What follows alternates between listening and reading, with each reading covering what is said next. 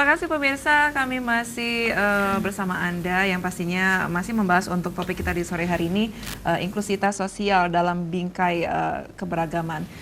Ibu Siti, kalau untuk programnya sendiri dari Puan Adisa di bulan puasa ke depan ini seperti apa, Ibu? Iya, kita yang pertama itu mengembangkan diskusi-diskusi kritis ya, untuk memperkuat isu inklusi dalam bingkai keberagaman. Karena kalau kita bilang bahwa kita inklusi ya, kita nggak bisa hanya satu kelompok tertentu saja, tapi bagaimana mengakomodir semua ya, dapat menerima, mengakui keberadaan yang berbeda-beda di antara kita.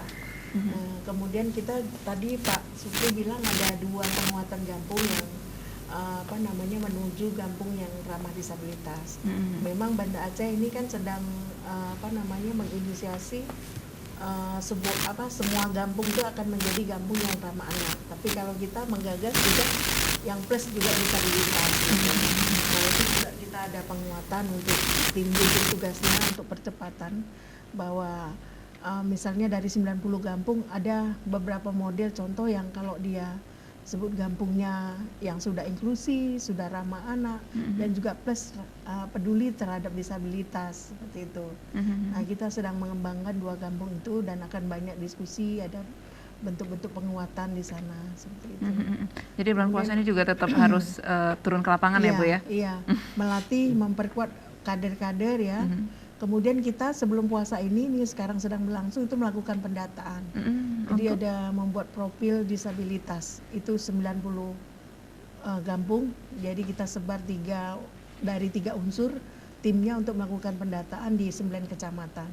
Itu mulai dari unsurnya TKSK yang selama ini memang bekerja untuk di bawah Kementerian Sosial dan Dinas Sosial. Kemudian ibu-ibu Bali Inong yang selama ini juga tersebar di 9 kecamatan, dan kemudian unsur ketiga itu teman-teman penyandang disabilitas sendiri. Baik. Nah ini Puan Adisa ini adalah yayasan ya Ibu ya tadi ya? Lembaga. Nah ini juga berbicara tentang dana, bagaimana menutup dana yang keluar, sedangkan kegiatan juga cukup banyak sekali Ibu. Iya, karena ini lembaga swadaya masyarakat, kalau perkumpulan kita swadaya ya, mengedepankan itu swadaya dari anggota, kemudian juga dari masyarakat yang punya kepedulian seperti itu. Memang programnya tidak besar gitu ya, dananya tidak besar seperti lembaga-lembaga lain, tapi kita melakukan hal yang kecil saja pun, tapi kalau bersama-sama saya pikir bisa membuat jadi besar juga seperti itu ya. Bagaimana melibatkan berbagai pihak untuk bisa bekerja sama. Satu lagi nih Bu, bagaimana kita untuk merubah paradigma masyarakat terhadap kaum disabilitas dan juga perbedaan dari beragama juga Ibu? Iya, memang ini ya, beberapa masyarakat, kalau Banda Aceh ini kan heterogen yang termasuk masyarakat yang maju ya. Kalau Banda Aceh ini karena berlatar belakang pendidikan yang cukup baik gitu ya, terus punya akses kesempatan nih, peluang yang lebih banyak ya, lebih terbuka seperti itu. Nah jadi tapi masih ada juga ternyata di beberapa daerah yang sama sekali yang orang-orang yang awam gitu, yang belum mengenal. Jadi bagaimana kita membangun sebuah masyarakat yang tadi itu, bagaimana ada perbedaan yang lebih dan ada yang kurang, tapi ini bisa disatukan ya. Kalau kita bicara inklusi sosial tadi, bagaimana membangun sebuah masyarakat yang ramah, terbuka, dapat menerima semua perbedaan dengan latar belakang yang berbeda juga gitu. Memang biasanya kalau kita mendorong itu dari masyarakat itu akan lebih kuat karena dia lebih sustainable ya. Karena memang dasarnya pondasinya di masyarakat sendiri gitu. Baik. Pak Syukri tadi berbicara tentang Gampung ramah kaum disabilitas, betul ya Pak ya? Yang menentukan Gampung tersebut layak untuk dikatakan ramah disabilitas dari dinas sosialnya sendiri, atau memang dari masyarakat Gampungnya menganjurkan proposal, mungkin seperti itu Pak. Prosedurnya seperti apa? Jadi begini, kenapa kami memilih salah satu Gampung itu untuk menjadi pilot itu, karena memang dari pelayanan yang diberikan kepada kaum disabilitas ataupun di Gampung itu ada anggaran anggaran dana Gampong yang memberikan kesempatan pada disabilitas untuk melaksanakan berbagai kegiatan. Nah, jadi itu yang karena memang Pak Keciknya yang dengan dukungan dari Tuhan Gampong memberikan menyisihkan anggaran mereka untuk kegiatan disabilitas. Artinya memang tidak semua Gampong yang memiliki anggaran tersebut, Pak? Semua Gampong Secara khusus, betul. Ya, dana Gampongnya Tergantung sendiri. Komitmen dari kepala desa ataupun Keciknya untuk menganggarkan untuk kegiatan bagi disabilitas. Wah, ini berarti harus pilih yang kecil yang luar biasa juga ya Pak ya. Iya. Ya betul, pemikirannya ya betul-betul sekali, yang bisa menerima perbedaan juga. Nah kalau untuk Pak Zul, ini program FKUB nanti seperti apa ke depannya Pak? Ya, program maunya yang lebih baik lagi ya. Iya. Tapi yang sudah kita laksanakan selama ini pertemuan kita rapat dengan tokoh lintas agama, melaksanakan sosialisasi kepada masyarakat. Juga ada salah satu programnya yang menurut kami juga sangat bagus. Ini karena kita melihat kader bangsa ke depannya. Kita ada program SAU kerukunan ke sekolah-sekolah. Jadi ini anggota FKUB nanti akan turun ke sekolah-sekolah, mengambil apel paginya, menyampaikan pentingnya kerukunan kita dalam berbangsa dan bernegara. Ini programnya SAU Sekolah Kerukunan. SAU Kerukunan. SAU Sekolah Kerukunan. Oke, baik, SAU Jadi Sekolah ini Kerukunan. suatu saya rasa sangat positif untuk menyelamatkan anak bangsa ke depan. Karena kerukunan ini sangat penting. Ya. Di saat tidak ada kerukunan maka semua tidak bisa berjalan dengan baik. Betul. Satu lagi Pak, saya penasaran untuk sekolah yang ini didirikan sepertinya khusus untuk kaum minoritas, artinya seperti kita Muslim tidak boleh bersekolah di sekolah mereka atau bagaimana Pak? Nah ini juga termasuk mungkin ada oknum-oknum juga nih. Jangan sekolah ke situ, ini sekolahnya bukan non-Muslim atau bagaimana Pak? Tapi saya memang tidak punya kompeten ya mengomentari, tapi tidak ada satu aturan. Tidak ada ya Pak ya? Dan tidak salam ceramahnya memang sesuai dengan keyakinan sekolah. Tapi ada juga umat Muslim, mungkin misalnya ada orang Islam sekolah di sekolah non Muslim, Telkom atau di Budi Dharma. Ada. Itu sah-sah saja. Kita sudah cek, sudah turun ke sekolah-sekolah dalam konteks tadi SAU kerukunan. Iya. Kita melihat ada anak Muslim di sekolah Katolik, misalnya. Alhamdulillah. Di sekolah Metodis. Juga begitu, anak Katolik atau anak Kristen, Hindu, Buddha, sekolahnya ke sekolah misalnya sekolah umum ya, yang mayoritas Muslim, tapi mereka sangat nyaman semuanya. Tidak mungkin dalam hal pemikiran itu saya tidak bisa. Akidahnya sendiri oke.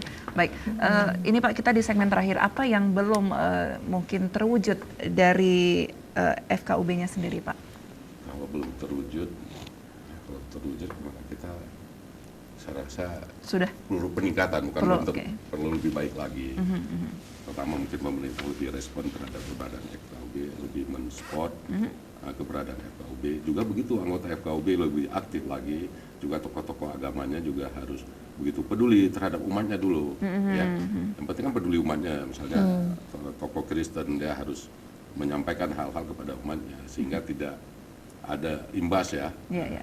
Karena pernah ada kasus juga waktu misalnya dulu ada kasus di Taman Urusa ya, pernah dengar mungkin ada misionaris, tapi bukan orang kita Banda Aceh, bukan warga kota Banda Aceh, tapi warga luar masuk ke Banda Aceh yang melakukan hal-hal yang tidak pantas ya, sehingga mengganggu kenyamanan umat beragama, keharmonisan di kota Banda Aceh. Baik, harapannya seperti apa Pak untuk kerukunan beragama juga, untuk kemajuan kota Banda Aceh juga Pak? Harapan kita semua tokoh masyarakat, semua instansi pemerintah mendukung, menjaga keutuhan yang selama ini sangat harmonis untuk keutuhan kerukunan ini ke masa akan datang. Juga kita juga harus menyiapkan, karena kita terdiru selama ini, kita melihat rasa empati, rasa kebersamaan itu kurang di tataran generasi yang di bawah. Ini kan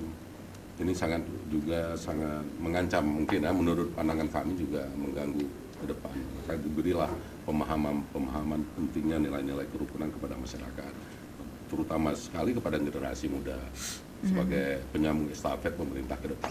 Baik. Sebagai calon-calon tokoh ke depan. Mungkin itu. Baik, terima kasih Bapak Zul dan Pak Syukri.